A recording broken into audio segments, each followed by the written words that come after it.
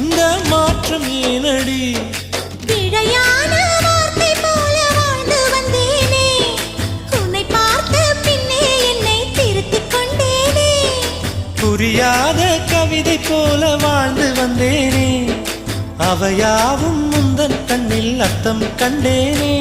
இந்த அருகம் புல்லின் மேல் மணித்துளியாய் நின்றாயே, எந்த பருவத் தோள்களில் பச்சை கிளியாய் வாழ்ந்தாயே.